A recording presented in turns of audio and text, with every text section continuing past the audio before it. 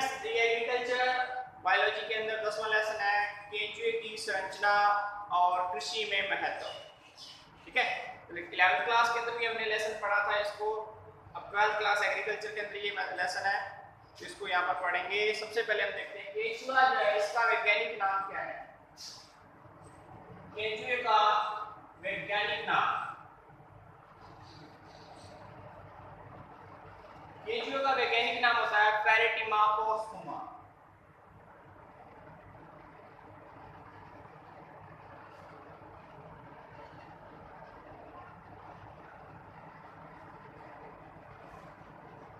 केंचुए का ये वैज्ञानिक नाम है।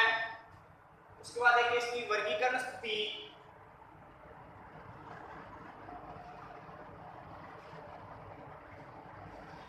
तो वर्गीकरण के अंदर सबसे पहले लिखते हैं संघ के बारे में।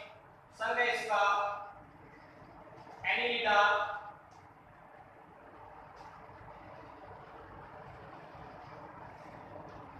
उसके बाद वर्ग ओलिगोकीटा।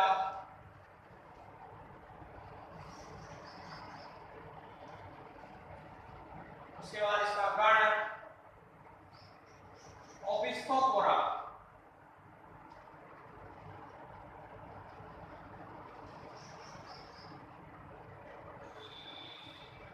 उसके बाद वंश, वंश का पैरेटिमा।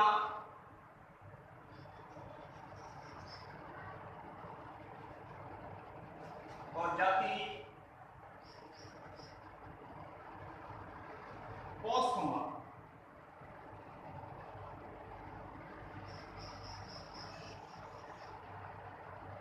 ठीक है, तो ये इसकी वर्गीकरण स्थिति है, नोट कर लें इसको।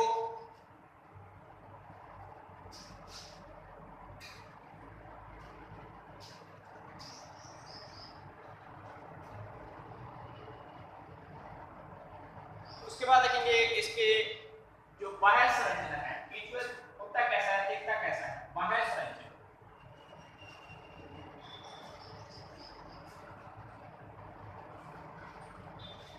तो एक एक पॉइंट करके पढ़ेंगे इसको।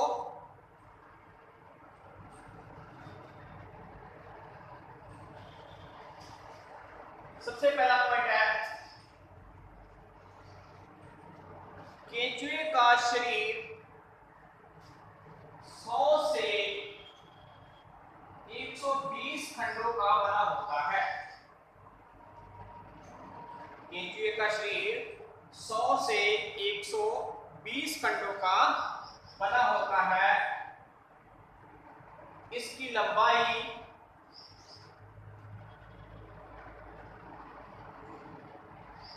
लगभग 150 सेंटीमीटर होती है, 150 सेंटीमीटर होती है। और चौड़ाई 3 से 5 मिलीमीटर होती है। इसकी चौड़ाई 3 से 5 मिलीमीटर होती है। नेक्स्ट पॉइंट, इसका शरीर द्विपार्श्व सममित होता है। शरीर जो होता है इसका, इसमें सममिति होती है, द्विपार्श्व सममिति होती है।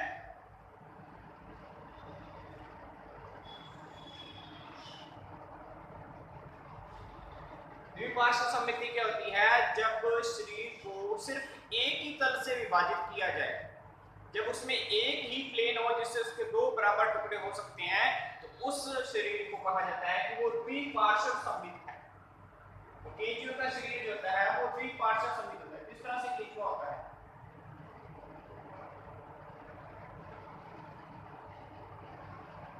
उसमें एक ही तल होता है जिसको उसको बराबर हिस्सों में काट सकते हो, वो इसके बीच में होता है।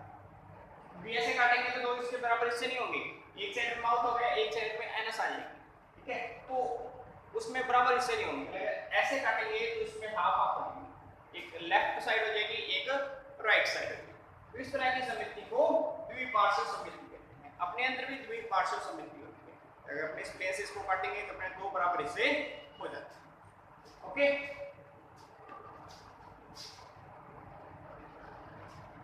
उसके बाद देखिए जो केंचुआ होता है इसका शरीर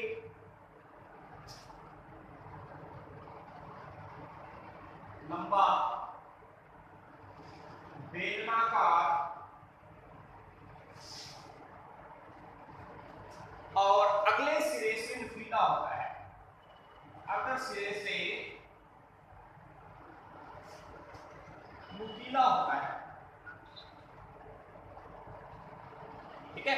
अगला सिरा जो होता है इसका वो नुकीला होता है इस तरह से।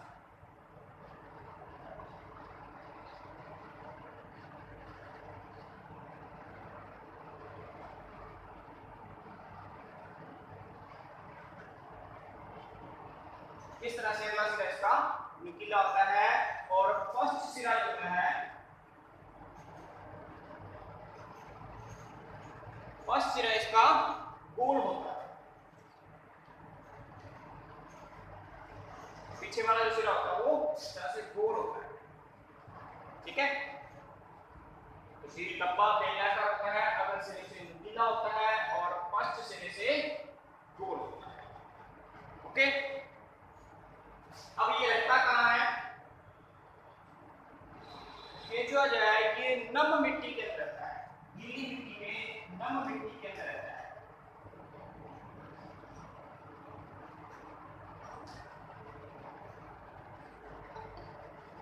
कहां पर पाया जाता है? नम मिट्टी के अंदर पाया जाता है, गीली मिट्टी के अंदर ये पाया जाता है, ओके। इसके बाद देखें तो इसका जो शरीर है उसमें सिर जो है स्पष्ट नहीं होता है।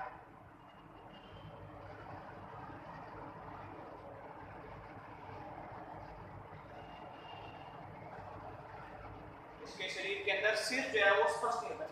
यहाँ से सिर, जो सिर अलग नहीं होता, वो शरीर के साथ ही जुड़ा होता है, धड़ के साथ ही जुड़ा होता है। तो अलग से जो है सिर नहीं होता। जैसे अपने सिर जो अलग से है तो उस तरह से इसमें सिर अलग से नहीं होता, ठीक है। तो इसमें जो पहला खंड होता है, प्रथम खंड होता है,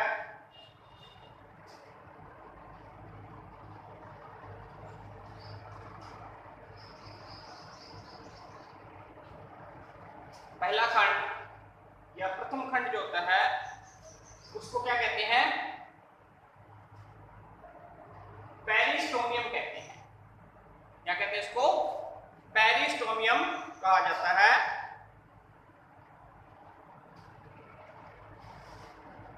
या परिमुख कहते हैं। आवाज नहीं आ रही डॉक्टर, आवाज नहीं आ रही है? कट रही है। कोई बात नहीं, आ जाएगी। तो पहला जो खंड है ये वाला पहला खंड है। इस पहले खंड को क्या कहते हैं? परिमुख कहते हैं, पेरिस्टोमियम कहा जाता है। और पहले खंड के आगे, ये पहला खंड है, इसके आगे छोटा सा उबार होता है। उस उबार को पुरोमुख कहा जाता है। क्या कहते हैं इसको? पुरोमुख कहते हैं। पहला खंड परिमुख है और उसके आगे जो है जो उबार होता है उसको कहते हैं पुरोमुख कहते हैं। इस उबार के नीचे यहां पर अर्धचंद्राकार मुख पाया जाता है। यहां पर अर्धचंद्राकार मुख पाया जाता है। देखिए केंचुआ जो है जैसे उसकी ये स्थिति है, तो अगर वो ऐसे चलता है जमीन पर, तो ये जो नीचे वाली सरफेस होती है जो जमीन के टच में होती है, इस सतह को क्या कहते हैं? ये वाली जो सरफेस होती है नीचे की साइड में, इसको अधर सतह कहते हैं। और जो साइड ऊपर की ओर होती है उसको पृष्ठ सतह कहते हैं, ठीक है। तो अगर इसमें देखिए तो मुख कौन सी स्थिति में है? तो मुख इसका अधर स्थिति में, तो ये अधर स्थिति है, नीचे वाली साइड है, तो इस साइड में मुख होता है। और पृष्ठ स्थिति पर, फर्स्ट स्थिति पर क्या है? पुरोमुख होता है, ठीक है। तो ये इसमें इसके कुछ भाग हैं। अब इसका जो अंतिम खंड होता है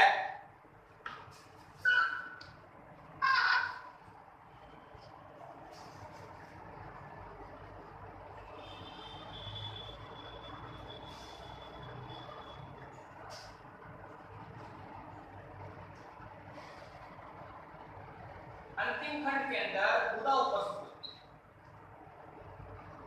ठीक है, जो अंतिम खंड होगा उसके अंदर गुदा उपस्थित होती है।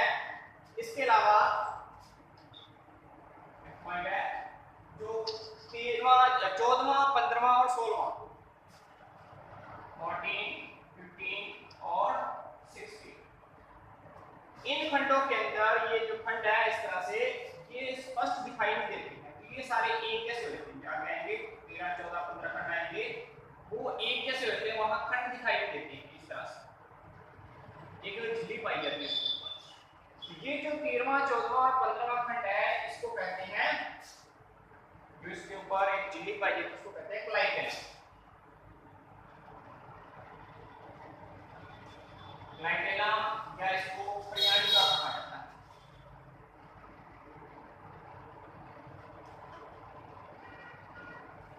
ठीक है, क्लाइकेलम या परियाणिका कहते हैं। इसका काम क्या होता है? इसका काम होता है कि जब कोकून का निर्माण होता है,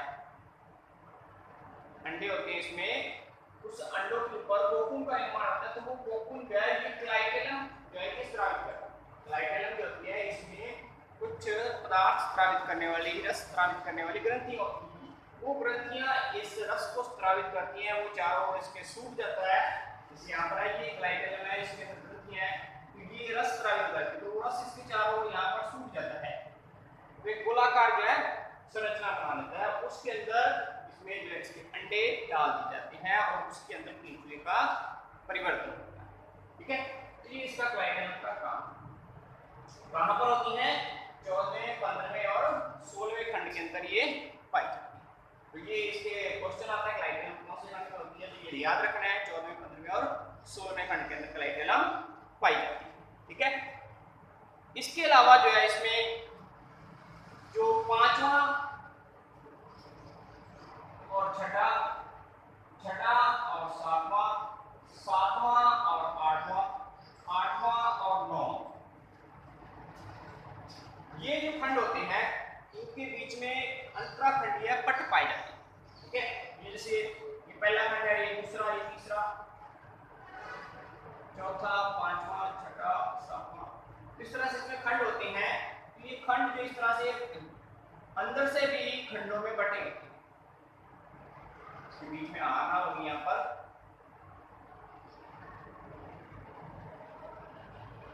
ठीक है, तो यहाँ ये अंदर से भी खंडों में बटे हुए हैं।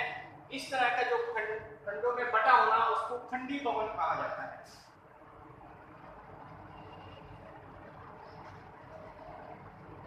ठीक है, जैसे बाहर से ये खंडों में बटा दिखता है वैसे अंदर से भी खंडों में बटा होता है। इस तरह से खंडों में बटे होने को बाहर से भी और अंदर से भी इसको खंडी भवन कहते हैं, और ये वास्तविक प्रकार का खंडी भवन होता है।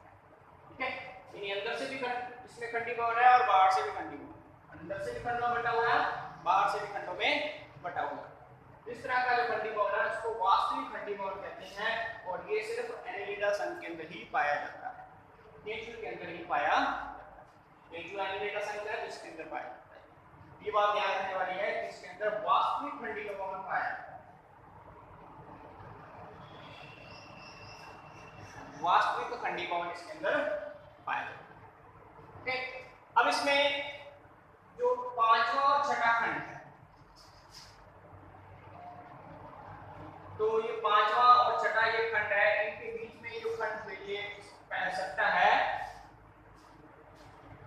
इस पर और छठे 7वें पर, 7वें 8वें पर और 8वें 9वें पर, इन 4 खंडों के अंदर इसमें शुक्रदानी रंध्र पाए जाते हैं।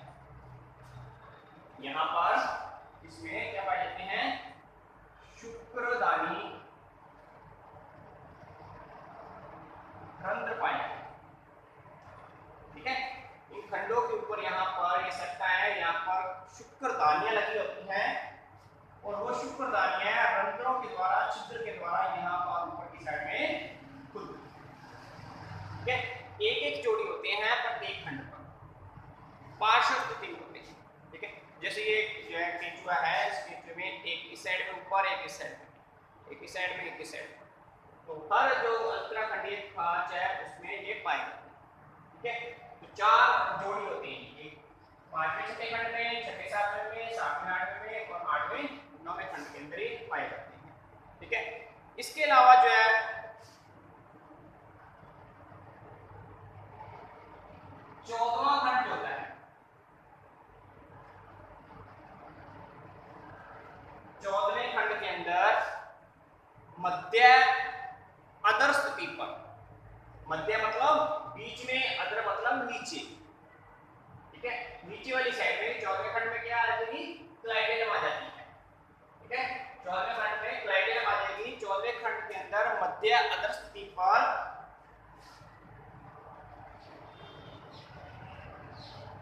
एक, सिर्फ एक मादा जनन छिद्र होता है।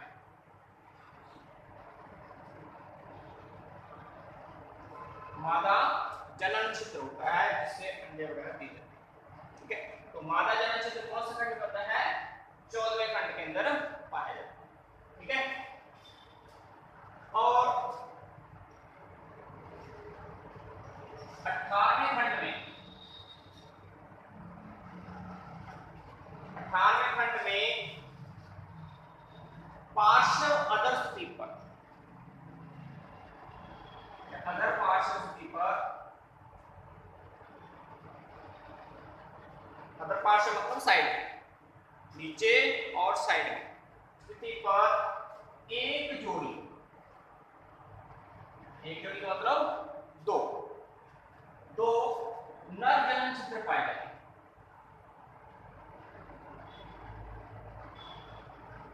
ठीक है, तो नर जनन छिद्र 18वें खंड के अंदर है और मादा जनन छिद्र 14वें खंड के अंदर है। तो ये बात देखो याद रखनी है कि नर जनन छिद्र कौन से खंड में है और मादा जनन छिद्र कौन से खंड में है। इसकी बात को अपने याद रखना है, ध्यान याद रखने के लिए सिंपल सी है, सरकार ने ये रूल बदल दिया है कि शादी के लिए लड़की 14 साल की और लड़का 18 साल का होना चाहिए, जो पहले 21 और 18 उसको चेंज कर दो। एक ट्रिक्स इसको याद कर सकते हैं। ठीक है, तो ये बात होगी इसमें। अब इसमें क्या है कि जो इसका पहला खंड है, नेक्स्ट पॉइंट है, जो पहला खंड है फर्स्ट और लास्ट, अंतिम और क्लाइटेलम।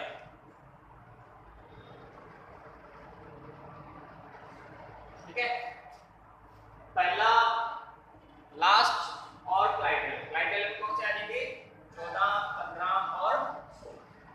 ठीक है, इन खंडों को छोड़ करके, इन खंडों को छोड़ करके बाकी सभी खंडों के अंदर एक एस आकार की संरचना पाई जाती है जिसको शूट कहते हैं, सिटी कहते हैं, शूट कहते हैं।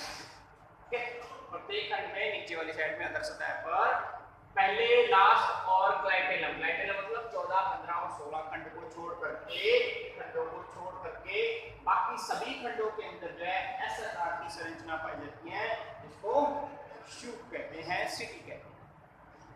ये शूट केंचुए को गमन के अंदर सहायता करती है। काम क्या है इसका, गमन में सहायता करती है। ठीक है, तो ये गमन के अंदर इसमें सहायता करते हैं। तो इनमें जो है संकुचित और फैलने की क्षमता होती है जिससे ये गमन के अंदर सहायता करते हैं।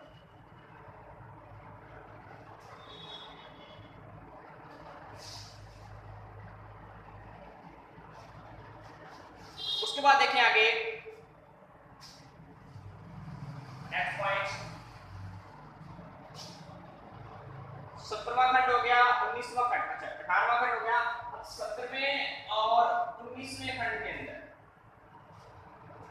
कौन से, 17वां खंड और 19वां खंड, इन दोनों खंडों के अंदर एक एक जोड़ी। ठीक है, प्रत्येक में एक जोड़ी यानी टोटल 2 जोड़ी। ठीक है, टोटल 2 जोड़ी जेनाइटल पेपिला पाई जाती है। कितने, 2 जोड़ी जेनाइटल पेपिला, जनन अंकुरक पाए जाते हैं।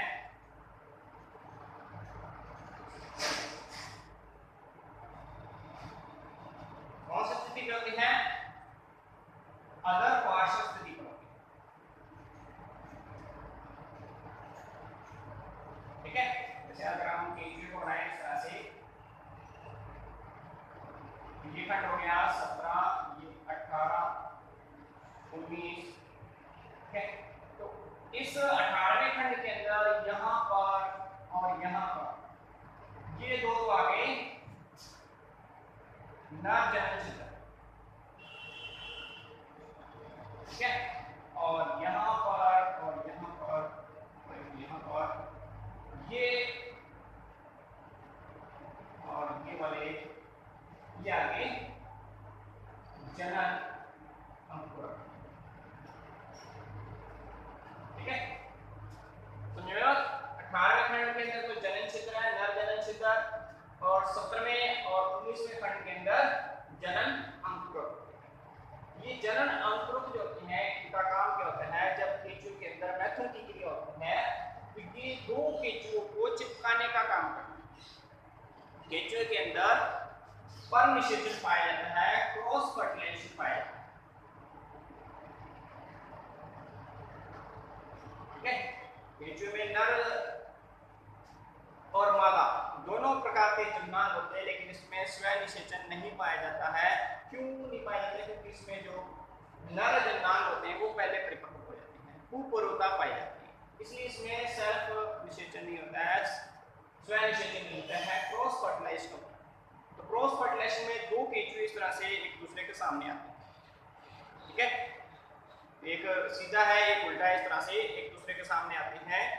तो ये जो जेराइटल पैटला है ये दोनों केंचुओं को एक दूसरे से चिपकाने का काम करता है, इनकी सहायता से दोनों केंचुए एक दूसरे से चिपक जाते हैं, ठीक है। तो ये जो 18वां खंड है, ये 18वां खंड ये केंचुए का दूसरे केंचुए के जो 5वां, 6ठा है, 6ठा, 7वां है, उन जो शुक्रदायिकाएं हैं, छिद्र है, उनके सामने आ जाते हैं। तो उसके अंदर ये शुक्राणु अपने यहाँ से बढ़ जाते हैं, वो बात हम आगे पढ़ेंगे, ठीक है। तो यहाँ तक आपको समझ में आया? तो ये है केंचुए के बारे में इसकी बाह्य संरचना, ठीक है। एक्सटर्नल मॉर्फोलॉजी है, बाह्य संरचना की। इसके बाद है अपने पास में केंचुए की आंतरिक संरचना।